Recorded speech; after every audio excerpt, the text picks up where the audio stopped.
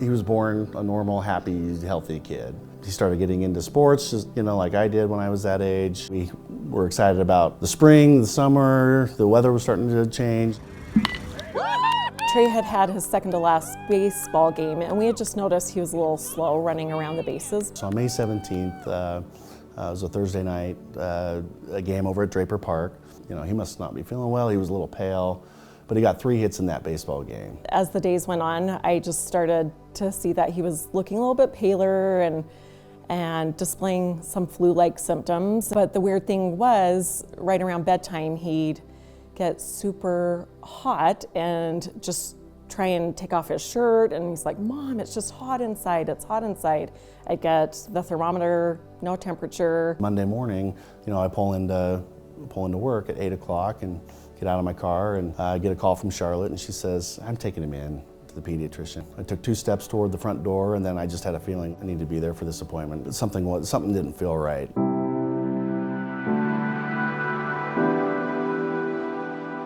Grateful that we had a pediatrician that was on her game that day, because when we took him, she did the normal checkup, normal things they do, the stethoscope.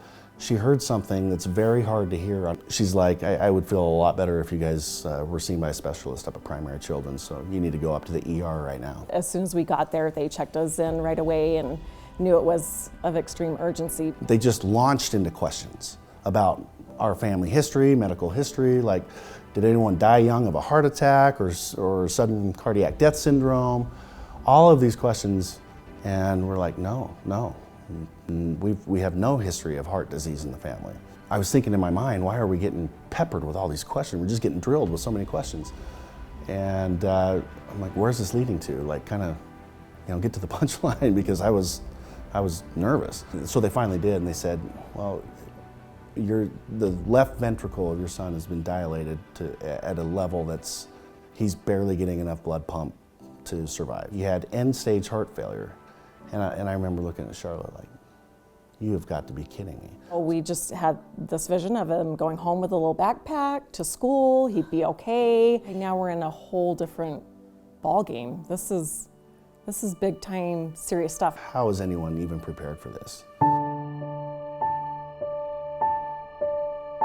It's something you hear about in the news. You don't ever think that that's going to be your child that's staring death in the face. We're going to open his chest, we're going to have major surgery, and your son needs these 2 Berlin devices to keep him alive. It's a lot to wrap your head around.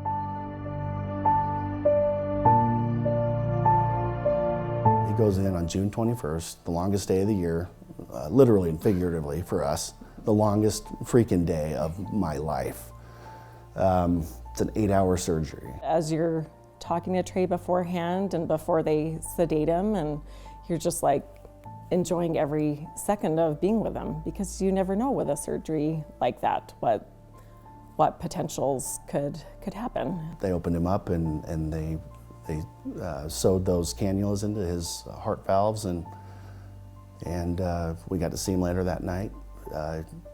He did really well in the surgery. He lost a lot of blood. He had so many transfusions. His vital signs were stable. Everything looked good. He was still under sedation, but he had the breathing tube out, and like he was already on his way to feeling healthy and not feeling sick anymore. You're just walking into the SICU for the first time, and you hear all these machines going. You can hear the loudness of, it sounds like a loud mini fridge, and it looks like a mini fridge, and you see this overall picture of him laying in the bed, still under, and just so much going on here. I mean,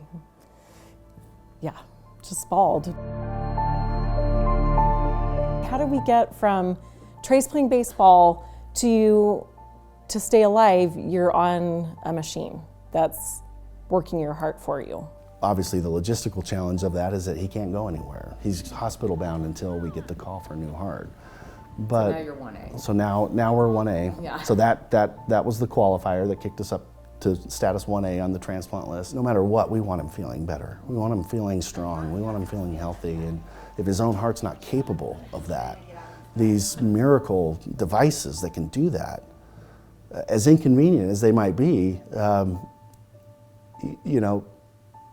brought him back to a level of stability, and it was a game changer.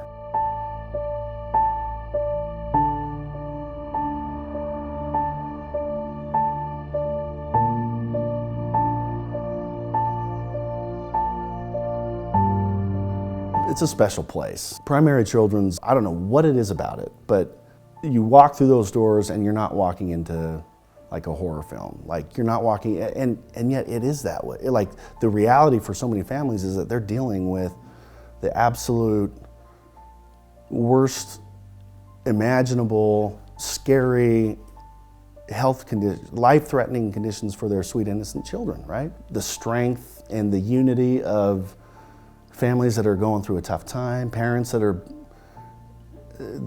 having to pull every ounce of strength that they've got. He did recognize or realize about a month in that he had a life-threatening thing, and he knew what that meant.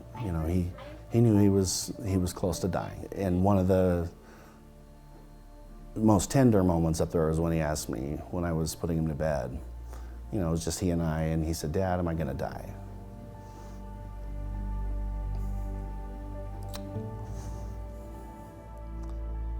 If there's ever a time to lie or want to lie to someone, that's probably it. And I said, the only thing that I could muster up was the truth and say, "Trey,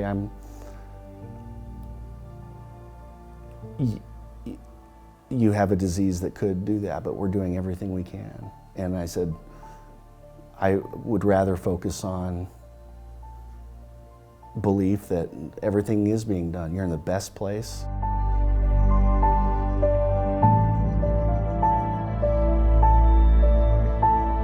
In the face of real hell, it was okay. It was video games on the Nintendo Switch.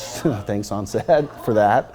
It got us through a lot of mundane times. Come on in, you guys. Seeing the bear and having that experience just gave him this boost that was, beyond what the Milranone was doing itself. Because he was just on a high after that. Just thought he was the coolest kid in the world. The Trey Strong Onset bracelet. I mean, we still have them. Like, people are still wearing them in our neighborhood. All our friends and family. It's just, it was just this like, Trey, we got your back, we're supporting you, we love you, we're praying for you, and he felt that. Go Trey Strong! Go Trey Strong! Go Trey Strong! Go Trey Strong! Go Trey Strong! Go Trey Strong! Go Trey Strong! Go Trey Strong!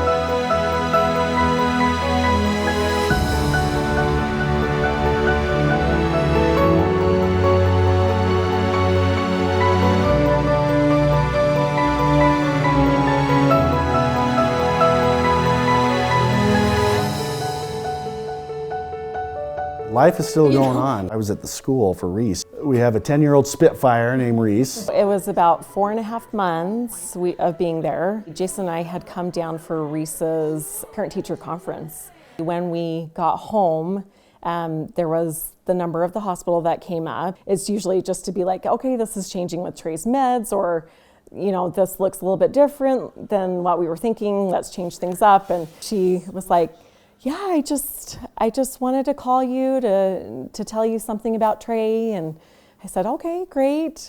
What needs to be changed?" And she's like, "Well, we got a call." And I said, "Oh, good. About what?"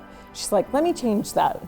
We got the call, and I was like, "Reese, they got the call!" And she's jumping on the couch, and I'm just a mess, crying. And Jason had just gone, and of course I couldn't get a hold of him. And I'm like, "You've got to call me, there's good news." And so he called, and I told him, and And of course he was thrilled, and I said, so Reese and I, we're gonna go get something to surprise him with, and let's just head up there right now to tell him. And so yeah, we went up there together, and it was so sweet because all the nurses knew the news, and it was just kind of like the perfect day. We walked into the room, and it was just like the most exciting thing to be able to be like, Trey, guess what? And have this big heart open up that says, your heart came. Your heart came! Your heart came! Oh my gosh! We found it, or did it called us?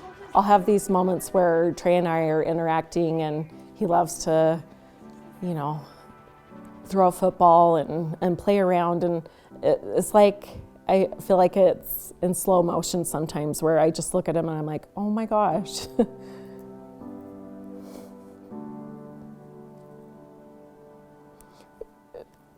It's a miracle, you know?